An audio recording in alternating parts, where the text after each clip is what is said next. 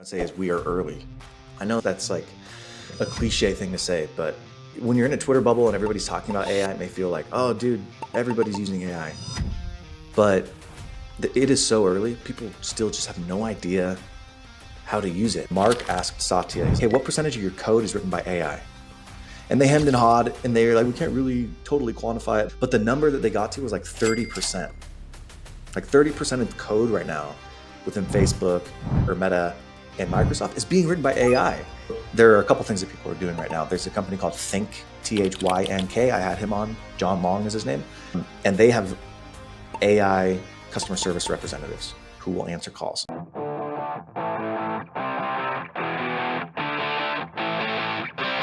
Everyone's talking about AI like it's already taken over the world, but the reality is we're not even 10% of the way there of its greatest capabilities.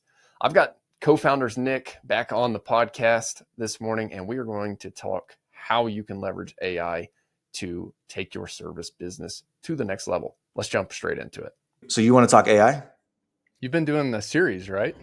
I just finished. I want to know what you learned. I'd say is we are early.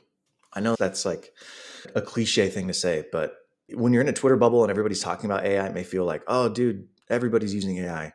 But it is so early. People still just have no idea how to use it. And if they are using it, they're using it to 10% of its capacity or 5% of its capacity. They're not even using it for every particular use case that they could be using it for. I'll give you an example. I'm not even going to talk about agents or any of that stuff. I talked to this woman. Her name was Abby. She's a writer. And she just showed me in Claude how to organize her Claude. What's your LLM of choice? I use GPT right now. I have a subscription to Claude, but So ChatGPT has projects. Claude has projects as well. Do you use the projects at all? So in our last episode, you went through that. Okay. Yeah. That's right. We talked about it. Sorry, I'm talking to too many people. So that was one thing where it was just mind-blowing. She didn't show me anything crazy. It wasn't like she's, oh, this is the software that I built from scratch. It was literally just, how do you think about architecting a system that allows you to leverage AI more than you've ever leveraged it in the past? And so the way that she was thinking about it, by creating reference documents, by having different projects for different aspects of her life, like even her personal life, to me was fascinating. So that's one thing I've totally implemented and stolen is I have projects for everything now, whether it's work, whether it's personal, whether it's something that I'm working on with my kids, because each one of those projects keeps context. And I think the context, so to me, that's the first thing is like, we're early, we're barely using it. And even the things that we're trying to use it for, we haven't even scratched the surface on the easy stuff. Did you record an episode with her? Uh-huh. You did? Did y'all do screen share? We did. Yeah. Are you still taking business calls on your personal number? OpenPhone gives you a separate business number that works through an app on your phone or computer. With OpenPhone, you can route calls just like a real business. Press 1 for an estimate, 2 for project updates, and 3 for the office. You can also text clients, record calls, and get AI summaries. And connect it with your favorite business tools like HubSpot or Jobber to streamline your workflows. No more missing dinner with your family because your personal number won't stop ringing. OpenPhone's AI agent can be set up in minutes to answer calls after hours so you can enjoy time away without ever missing a customer. Visit openphone.com/ownerops to get 20% off your first 3 months. And if you have existing numbers with another service, OpenPhone will port them over for free. OpenPhone. No missed calls, no missed customers. Okay. It was great. Yeah, if you want to check I don't even remember what episode that was. I could send you a link. Yeah, let's put that in the show notes because last time what we did is we went down a deep dive rabbit hole. But if you've already recorded that content, if it already lives on the internet, yeah, I'm going to go watch that. And then I'm going to recommend that our listeners go watch that. So this is actually something that listeners, if y'all have been listening to any of my AI stuff recently, then like you probably know that I move really fast. Organization is not my strong suit, but I'm to the point right now where I'm in GPT and I've got 1,000 different things that I've prompted it on, and I just need to organize it. And so this is going to be really interesting to go and look at it. And if you'll share that link, what was her name? Abby? Abby. Yeah. Okay. Abby Peretz. I just texted you her episode. In fact, I'll find the YouTube episode as well and send that to you just so you have it. Yeah, I'm going to go. Because otherwise I'm going to forget. If I don't do this right now, it's just how it's going to go. I'm going to forget. She automated 60-minute tasks down to 0 minutes. Is that her? No, that was Olivia. Olivia. Yeah, here, I'll send you her. She had $1 Okay. million community. She had $1 million business. She shut that down and built out her new business that she's running. Just framed around AI, which was fascinating. She hit 60K MRR in 4 weeks using AI. Who is that? Amanda Orson. So she has a software that is effectively trying to eliminate realtors on the buy side and the sell side of real estate transactions.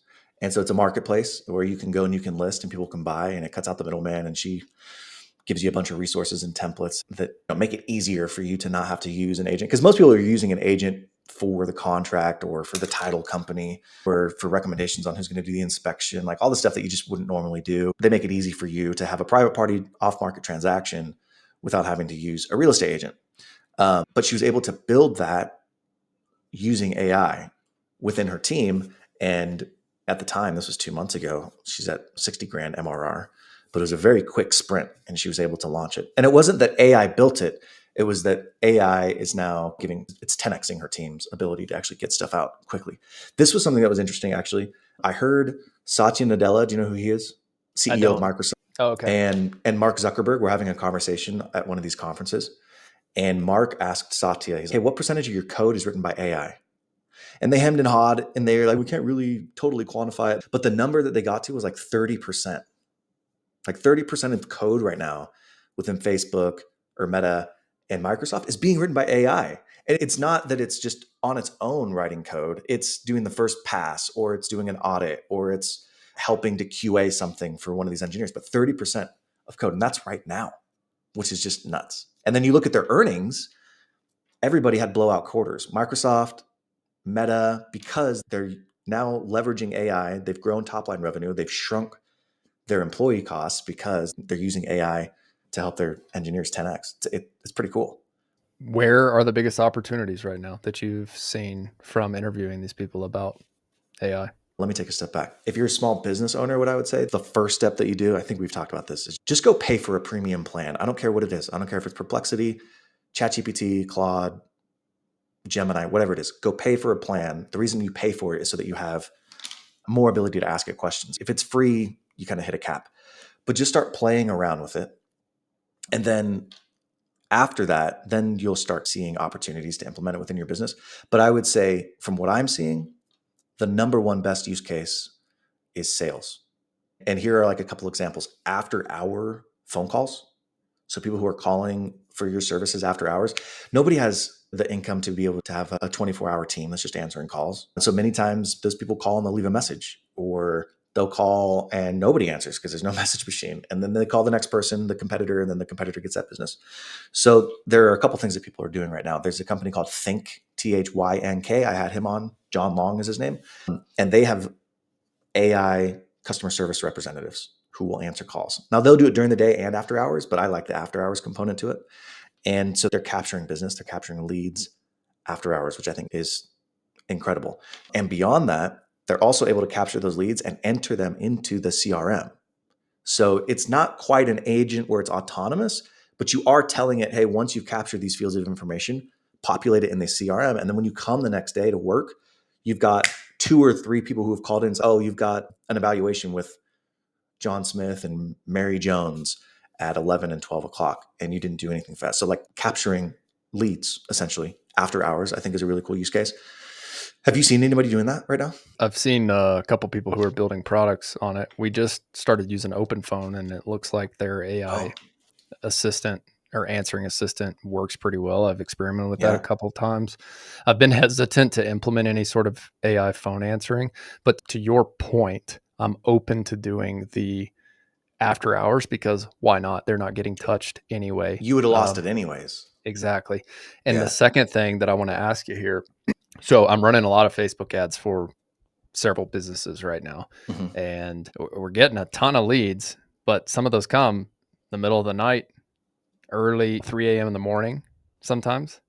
So is there a way that you've seen for an AI call assistant to call those leads? Yes. Yeah.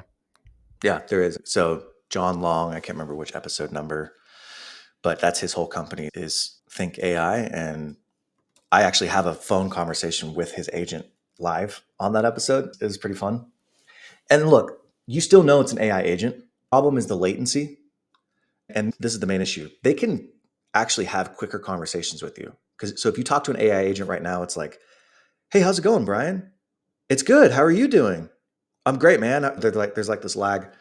The reason that there's a lag is because AI still hasn't perfected listening and understanding when to jump in. And so if they just hear a pause or like a longer breath, they think they're supposed to jump in. So these companies will actually say, you need to wait not 0.5 seconds, but 2.5 seconds before you jump in. And so that's why there feels like there's a lag. We have the technology for there to be no lag technically, but they don't understand like the context of when to jump in and when not to jump in. And so it just causes them to talk over each other. From that episode, honestly, what I found was, I think if you have an AI agent says, I'm an AI agent, how can I help you? Like just let the person know up front. There's usually not a big problem with that. I'm sure on the tail ends, you'll have people who are just butt heads and they'll hang up. At least then the person that you're talking to is like, oh, okay, I'm in the know. I'm just going to proceed with this conversation. So the short answer to your question is yes, you can have them call in the middle of the night. You obviously have to set up automations, probably through Zapier or some automation software like that. But yes, you can have them actually call outbound and have conversations with potential leads. Cool. That's great. Yeah, And yeah, it's awesome. I like your thought process there on just being straight up with the customer. Hey, this is an AI agent, but I can answer most of your questions just to let you know, like I'm going to document these. And then somebody from our team is going to be giving you a call first thing in the morning or however you want to frame it. Yeah. The other thing on the sales side, I would say is it's not an AI call agent, but it's an AI chatbot. So anybody who's going onto your website and wants more information, you can pretty easily train up a chatbot to be able to interact with people, and it pops up and they start having a conversation, et cetera. And they get to a point and then it takes the lead and shoves it in the CRM. But I do think that there is a space to be utilizing AI, either call or chat agents to follow up on leads or take in inbound leads that you otherwise wouldn't have gotten to that are time sensitive. That's awesome. What else are you seeing? Okay, so the other thing in sales, I would say, is what's the CRM that you use in your business? Go high level. Go high level. Okay, cool. Yep. So go high level would be a perfectly good CRM to use, but basically qualifying, scrubbing lists that you have. So you will have to export it and either put it in a CSV or in a Google Sheet and then have Gemini take a look at it. But you can actually have it now, and I'm trying to think of the software, but there are softwares, I think Clay is a CRM, where it will go and look at those prospects and you can tell it to, I want you to pull its their LinkedIn profile. I want you to pull their business information. I want you to, I'm trying to think, qualify this list of people based on these attributes. So just cleaning the data in order to get it to a place where your sales team can take it and run with it, and just identifying, hey, here are the top potential leads and the bottom leads, I think is a really cool time savings of AI. So like you've seen deep research on ChatGPT. That's effectively what you're doing, is like a deep research-esque function on the leads that you've generated. Upstream of that, there's the software called Browse AI. Have you ever messed with Browse AI? No. Okay. So Browse AI, back in the day when you wanted to go and scrape data from websites. So let's say I wanted to get the phone number of every pickleball owner in the United States. I would have to essentially write script to say, go to Google Business Profile and pull this specific information. And if they weren't on Google Business Profile, you're out of luck.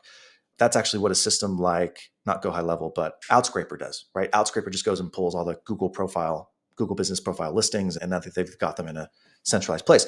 But what software like Browse AI does is it allows you to actually go to every individual website, and then using context, because it's AI, you tell it, go find the About Me page and find their hours of operation, phone number, address, services they offer. And so then it will go to the website and actually look for all of those things and populate it into a spreadsheet. So you're no longer dependent on whatever Outscraper has pulled together from Google Business Profile. You can actually go to the websites of these companies and pull that information, because you're now using context. You're not hard coding and telling the software where to go to actually pull it. So I think that's a really cool use case for businesses that are trying to find more and better leads to call on, that is not in the same pond that everybody else is fishing in, which is Google Business Profile. Browse.ai, huh? Yeah. Yeah, that's super interesting. That's a cool one. What is the pricing on that? And all this stuff is straightforward and inexpensive in the grand scheme of things for what you're actually getting. No, it totally is. And if you're willing to spend a little bit of time on it, you can figure it out and build some pretty cool stuff in a short amount of time. Where are some other opportunities outside of sales? Okay. So outside of sales, this is tangential to sales. However, it overlaps to all operations. And again, I'm like looking at things that don't require agents. I'm sure that you listen to Greg Eisenberg and he'd be like, oh, if you just plug in these 3 things, you can have an autonomous robot that goes and washes cars. I'm not there yet, but I'm like the caveman who's just trying to figure out how the wheel moves, and he's designing Ford F-150s. Anyways, so there is a lot of information that we communicate every single day that's not recorded, but there are ways that you could be recording it. For example, I have a limitless pendant that records all my conversations. I'm not wearing it right now because we're on this and I could get the transcript if I wanted it, so there's no point for me to record it. And throughout the day, you have many calls with your team. Maybe you have a call with the sales team. Maybe you have a call with the ops team. Maybe you have a call with finance, maybe whoever. And so I like to think about what are opportunities for me to capture the information that is on these calls in a non-invasive or at least easy way. And so the first way that I would say is, let me back up. Why? Why would I want to capture all this information? It's because I can then take that information in those transcripts and put it into my LLMs and say, please summarize this conversation. Please tell me who I need to follow up with, et cetera. And then if you want to get really crazy with it, you can just start creating zaps that you don't have to do anything with the LLMs. You just set up a zap and it does it on its own, and it sends out meeting minutes after the meeting is completed. I don't know about your listeners, but I was awesome in meetings. It's fantastic. Dude, we solved all the world's problems in every meeting we had. You know what the problem was? Hey, what did we say we were going to do? I can't, what? Who? That's not what we said, Austin. What we said was that I was going to go and you were going to stay. No, I remember that very clearly. You said that you were going to go and so recording it just takes away the mental stress of having to write down every single note, but also the ability to go back to it and double check many different things. And I'll give you some examples of it after this. What I would do is take a look at any meetings that you have with multiple people where Zoom is involved, and I would look at getting an AI note taker, either Otter AI, Fathom, Fireflies. I'm sure there's 1 or 2 that I'm missing, but those are really simple. They integrate with your calendar and get them on every single one of your meetings, and they're going to record and take meeting notes for you. And then you can go and take the transcripts, which is fantastic. If you then want to take it to the next level, I would get one of those pendants. And it doesn't have to be limitless AI. It can be Claude's another pendant that's out there. It's cheaper. But just record your conversations. Be upfront with people and tell them like, yeah, hey, I'm recording this. But I can't count how many times I've had one-on-one conversations, and I relying on my recall at this point is just not good because I have so many different conversations. So here's a real world example of that. I have an intern right now, and I'm in the process of launching an accelerator that's focused on healthcare. So we're going to be leveraging AI. It's going to be an accelerator, and it's within a healthcare organization that I'm working with. Well, I have an intern who's helping me create that. And our first couple days, all we did was talk about, what does this internship look like? What do I need from him? What are the deliverables? What are we trying to do? How do we get there? What are all the things that we test? Hours of conversation. Typically, I don't have those recorded. It's not like I have some chat bot, but I have my limitless pendant.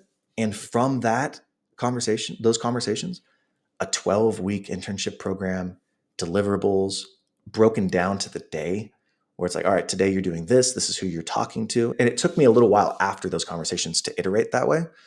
But he now has a roadmap, and it's not like he's calling me every day like, hey, what should I work on today? It's no, we talked about it. You know what the end deliverables are.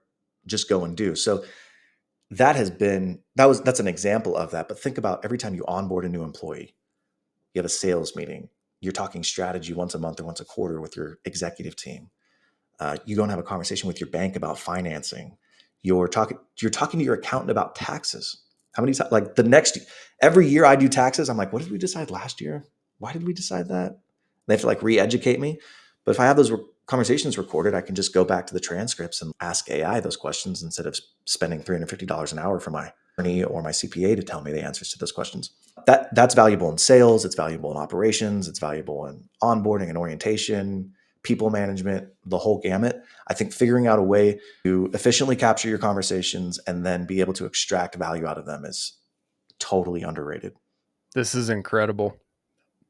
I have so many ideas, even, and I know you're looking at it more from, like you said, you're doing a healthcare accelerator, but like my head is going to, man, if I'm an excavation business owner with a crew of 3, can you think about how many times, listeners, right now, you've had a conversation with other people and they're still calling you back asking for questions? And my head is going to, like, what if you recorded your morning operating meetings Yeah. and you had some sort of automation set up to where, because I'm sure you're set in with Zaps from, I haven't even looked into Limitless yet, but the way I'm envisioning it is you can record a conversation that you have. You probably have some sort of Zap automation set up to where it sends that recording to Limitless, not ChatGPT. yet. It will. No? It will.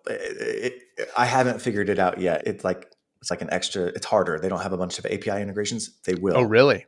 Yeah. Okay. So right now I'm copying and pasting it, but Okay. then from there everything's automated. So let's talk about the future, like once they will. Yeah. I'm envisioning this as if you eventually you could be like, okay, we are having a morning operational plan meeting right now. John, Trey, and Adam are present. And then you have Mm-hmm. some sort of automation set up to where it's recording what you're saying as the foreman of that crew. It's taking the transcript, plugging that into ChatGPT with a pre-prompted framework Yep. to Yep. summarize and create checklists and Yep. step-by-step outlines for people. And then you can voice prompt it to say, please send this to Adam, Trey, and John. And Yep. some sort of automation could set up. And now we're getting into I think this is what you would call an agent. But I'm trying to paint the picture for where the future of this could be and how it can be applicable to really Can I some of do you these one? just, Can I do you one better? Are you ready for this? yeah, Because yeah. I've been thinking about this as well. I've had many conversations about this. Think about, you have a sales team. Maybe you have 2, 3, 4, 5 sales reps out there. How do you know whether or not they're doing a good job? At the end of the day, there's one of two ways. Either you just look at their sales numbers or you go on a ride along. Yep. Neither one of those tell you the whole story. Especially on a ride along, you're just getting the best version of them at that moment. What if they had this on every day? And you Mm. could go and have AI analyze the transcripts and, hey, tell me how they're doing. How are they doing about closing? Are they following up with the people that they're supposed to follow up with? When they have conversations, are they speaking more or less than the person? Are they asking calibrated questions? Just a whole host of things. And then you don't have to go and spend 5 hours right along with every single one of them to identify their pain points. Like, you've already gotten like 80% of the way there from those transcripts in and of themselves. I recently got back from launching a land clearing business down in Austin. And this last winter, I launched a snow shoveling business alongside Bear Claw. And in both businesses, I've implemented Jobber as a way for us to efficiently manage quoting, job schedules, and invoicing, and even collecting online payment. Why? Because it's worked so well for us in Bear Claw and it's saved us a ton of time and headache. So if you are looking for a software that can help you manage the back end of your business, look no further than Jobber. You can visit go.getjobber.com/ownerops, OWNR OPS. So it allows you to manage those salespeople way better maybe you otherwise would have in the past. Or like you said, these guys are out in the field. It could even be a liability thing where anytime they go to a client's house, they've got it on and it's recording the conversation. Now you have to be careful about 2-party consent states. If you live in one of those states, I don't. I live in a 1-party consent state. If it's capturing those conversations and then it's like there's a dispute, oh, let's just go back to the transcript. And even if they're like, I never said that, it actually records the audio as well, so you can listen to the conversation. It all of a sudden kind of eliminates the need to rely on memory. And you can let's just look at the tape. Let's like refer back to what we actually talked about. But yeah, morning meetings, sales, I think is a really big one. Yeah. I'm with you on the sales because like right now in one of my businesses, we're getting the leads. We're trying to dissect at which point of the sales process is broken. And the only way that me as a remote GM right now of this business, I'm relying on the in-person salesperson to tell me what the customer is telling them in their in-person site visits or calls with the customer. Yep. So to your point, this could be a great way to break down where the process is breaking. The other cool things that have been is like, I've gone to several conferences now with it. And at the end of the day, or even in the middle of the day, I'm like, who did I meet this morning? oh, here are the 10 people you spoke to. Here's what their businesses were. Here's what you guys talked about. Did I say I needed to follow up with anybody? Oh yeah, here are the follow-up items you said you were going to do. I guess it's pretty powerful from that perspective, because otherwise, when you're going to these conferences or you're going to places where many people are congregating, you want to remember the connections that you're making. How else do you do that? Unless you're just taking notes the whole time, there's no way to really maximize those efforts. But with these now recording the conversations, you can go back, refer to it. When you go to follow up, when you're like, oh yeah, Austin said that thing about excavating. What did he say? I think I might have something for him. And you go read the transcript or you listen to it and you're like, oh, easy. That's what he said. Here's his pain point. I can send him a follow-up message that's very personalized. Just the amount of, especially you as a creative entrepreneur, the amount of ideas you have on any given day, this is going to unlock so many ways to document those. What did we talk about? Scenarios. And this is going to open up the world into having a personal assistant eventually, once this thing has an open API. And it might have an open API. It's more complicated than the typical software that's been out there for a long time. So I haven't quite figured it might not have a Zap, right? So I think it has API capability, but it doesn't have a Zap. And so you got to, do a workaround. But yeah, I've started when I'm just walking around or doing yard work. How many times do you have an idea that comes to your head and you're like, oh, I got to document this. And you pull out your phone and maybe you text. You just start talking now. Hey, so I think I know how to document this SOP on procurement.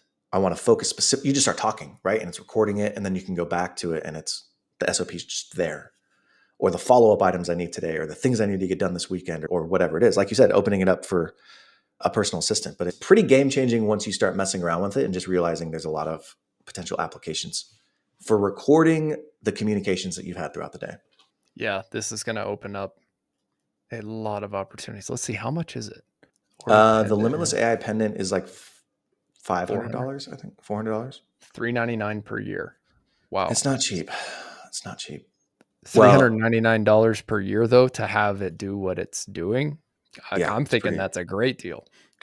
If it's going to take everything that I have bouncing around in my head and help me standardize some of it and create some checklists and actually get it over the if you can optimize it, for sure. If you can optimize it. That's cool. Yeah, thanks for sharing that. There's so many opportunities and ideas that I have right now for how this could help.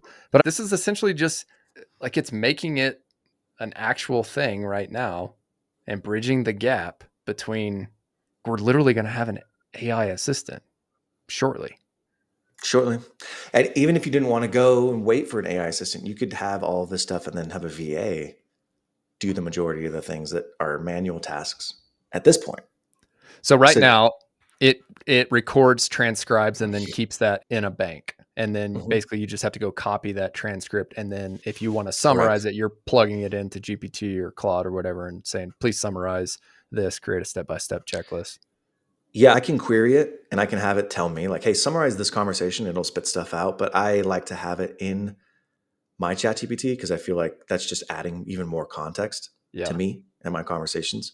But it's easy. It's not super complicated or difficult. It is a copy and paste formatting thing. And if you don't want to do that, you could pay a VA to do it. So this kind of goes into a concept I've been thinking about quite a bit, especially with the podcast, because I'm interested to hear your thoughts on this. The way I've been thinking about this podcast is I get to go interview smart people like yourself, and then we're recording this. And if you set it up properly, everything that you're sharing right now can be recorded and queried in a knowledge base. So right now, I'm creating the OWNR OPS podcast specifically for local service-based business owners. What I have envisioned in my mind is to create this knowledge base that can eventually be searchable. If somebody were to come to ownerops.com, I want to be able to have a bank where it's like you can just go in, search with AI. Hey, what do some of the OWNR OPS podcast guests recommend about building a sales team or about Facebook ads? And then if we get all of this into a knowledge base, we can query it, and then ideally the AI can give really great answers to people as long as we continue to bring on great guests. What you're saying is essentially you're creating your own personal knowledge base. If you can get your thoughts out of your mouth and into the recorded AI. Like, where do you see opportunities in the future? Like there's two parts to it. There's you, the person who's creating the content, whether you're a content creator or whether you're just somebody who's like trying to create their own internal knowledge base. It's content, right? That it's drawing on, or context, we could say. So there's you, there's the ability to create it, and then there's the ability of these LLMs to process it. That is a bottleneck right now. So I don't know how many episodes you've done of the OWNR OPS podcast. It is trying its best to balance two things: speed and accuracy. Nobody wants to be sitting for 30 minutes for it to find the perfect answer, but also nobody wants it to be a split second and hallucinate and be totally wrong when it's trying to find those things. And so there are limits to how much context it can hold. Think of it in its head at any given moment.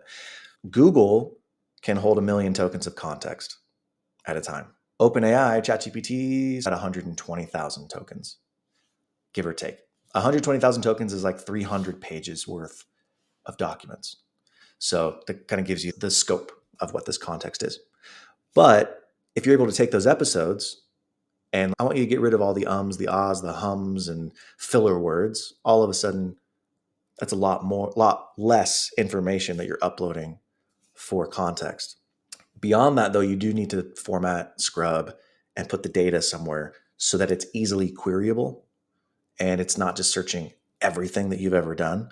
So for some of those episodes, for example, you're going to have to go through, and you can use AI to do this, but you're going to have to go through and assign tags to it. You're going to have to go through and assign industry profiles, business sizes, et cetera, so that it can tag that episode. And then once it's found the tag, it can then go ask that question, essentially, the specific question that you're looking to have answered. But that is one of the problems with, cool, we're creating way more data, which is awesome. It should just be able to process it and spit something out, but it's actually limited in its ability of how much it's able to process. And so thinking through how to architect it in a way that allows it to still access that data without totally taking up the context window it's complicated. And do you think that will be solved regardless within a reasonable time frame? Call it 1 to 3 years? I think the ability of these LLMs to process more information is going to be solved, but I still think it's going to require you or I to have a good system for it. I don't think it's just going to be able to take everything that we've ever had and decide what's important and what's not important. It's like training an employee, right? Yes, we have conversations, but we also have SOPs and we also have emails that are very clear on what we expect. Sometimes there is conflicting data. And so how does it prioritize? Is the SOP correct? Is the most recent email correct? Is what you just said to me yesterday correct? Because you could have made a mistake yesterday. Like those problems are not necessarily going to go away by AI. AI is going to make inferences, but it's still going to be an issue. So thinking about how you store this data, thinking about how you clean it, thinking about how you extract information from it is still an important component of being able to extract as much information as possible. Do you think that AI system architects are going to be the new software engineer of the next decade? Oh, for sure. Oh, Yeah. I don't know about for sure. But yes, it's going to be a thing. We already have prompt engineers.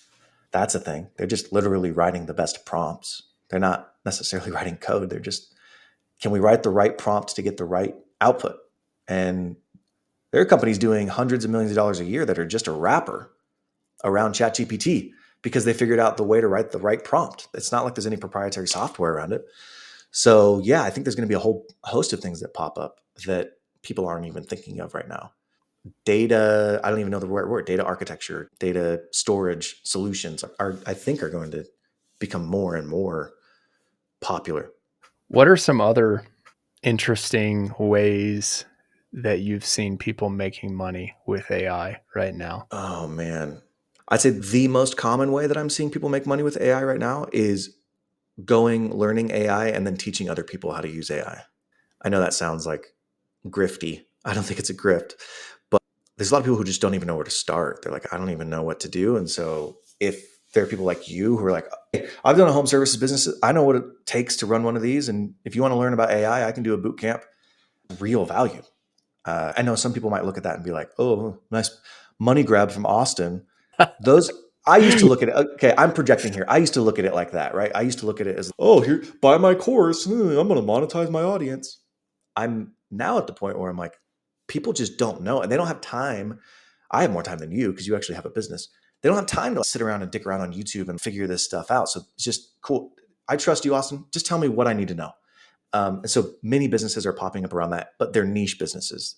They're businesses where, oh, Nick does home health and hospice, and I'm a home health and hospice operator. I'm going to go talk to Nick about AI. I'm not going to talk to Austin. He owns an excavating company. Why am I going to talk to Austin about a healthcare AI implementation within my business? That to me has been the most easily repeatable and valuable business right now, is just teaching people how to use and think about AI. Beyond that, rappers like this vibe coding stuff, Lovable, Hugging Face, I guess isn't one of those, but Replit, Cursor, where you're just building apps by yourself and putting a wrapper around ChatGPT. Those are super fascinating. They have their own set of inherent problems, but I think those are really interesting ways to make money. If you have a cool idea and you're willing to vibe code for 36 hours straight, there's a million things out there, man. I feel like it's more difficult to pick one thing to learn about than it is to just get started. Because like after you get started, then you're like, shoot, which one of these is the best? What should I be spending time on? You know what I mean? You know that. You spend a bunch of time on this stuff. Totally. Yeah. There was a point in time where somebody was asking me like, what do you think the most important thing you're doing with your day is? I'm like, honestly, right now, the more time I can spend in GPT, if I can carve out an hour straight with it each day, I feel like I learned something new, or I optimized something within the business. And I really do think it's a great time. And once you just get in there and start understanding how to prompt it correctly to get what you need out of it, it can help you move a lot faster. But you did bring up something that I think is pretty interesting. And I don't know why. Why is there such a negative pushback with the course thing? I think it's because I think people are jealous. I think that's one reason. I think that unfortunately over the last 5-10 years, many people who have no experience with anything all of a sudden sell courses teaching people about the experience that they don't have. So there's a grift going on. It feels scammy. And then I think that courses are not higher education. So there's just a level of skepticism with, well, does Austin really know? Does he even have a certification? I bet he doesn't even know about the right architecture. I bet he doesn't even understand the Geneva Protocol that came out last March. It's just easy to be a naysayer. I think those are the biggest reasons. I don't know. What do you think? I don't know. I think I do see a lot of this though, but I do also see people who have built successful businesses offering some education around it and charging money for it. And plenty of people I've brought on the podcast, for example, will be in, let's say, soft washing or tie and stump grinding, right? Like you can't knock a guy for being an entrepreneur and figuring out another revenue stream, especially if it's helping somebody. And especially when they're being asked for it and people are like, I'll pay you, just help me get this started. What is he supposed to do?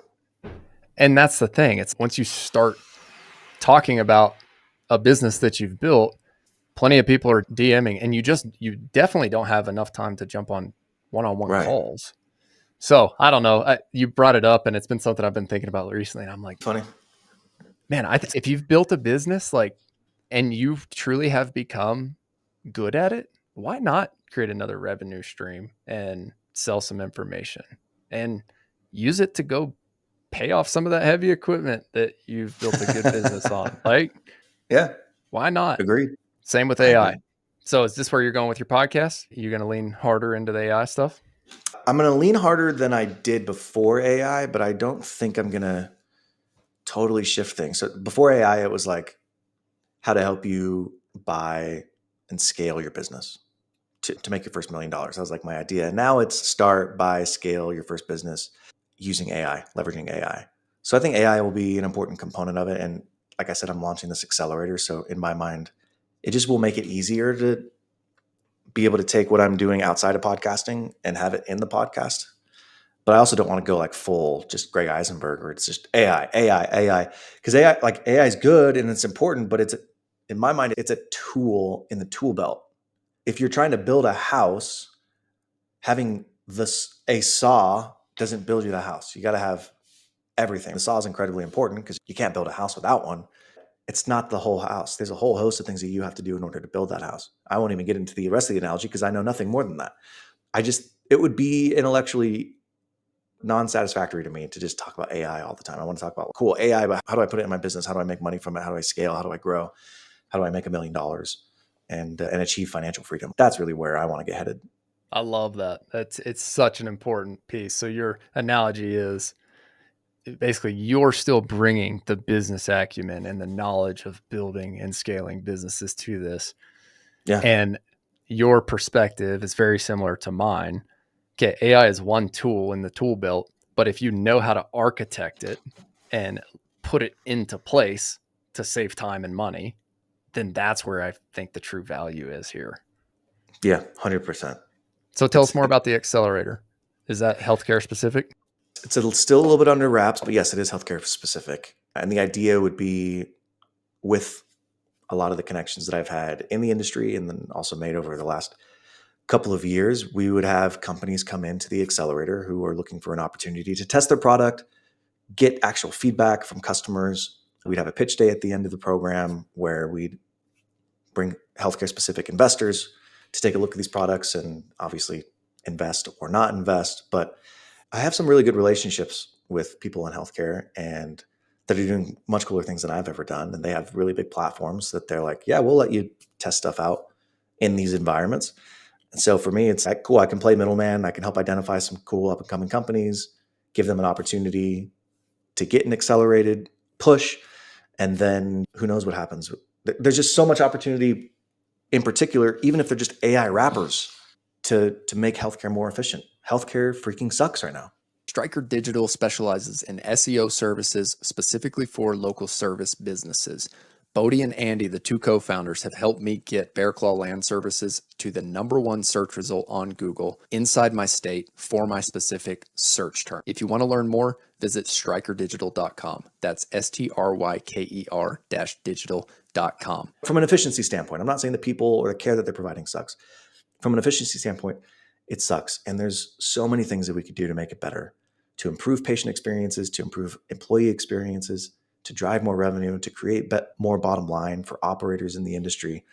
And it doesn't have to be through the government coming in and applying more regulations. We can solve it through technology. And I just think it would be fun to play a small role in what's coming. So that's the quick and dirty of the healthcare accelerator. That's awesome. That's awesome. Anything else you want to share on that? No, man. I'll have more to say. I'll have more to say at some point when we finally launch it. But okay. And where can our listeners find your podcast and your content online? Nikonomics, Nikonomics, Nikonomics. That's on YouTube, Spotify, Apple, or you can find me. Twitter is my favorite place. Co-founders Nick. And awesome. Come say what's up. Thanks again for making time to be on the OWNR OPS Podcast, Nick. I appreciate it. Thanks for having me, man. It's always good to see you.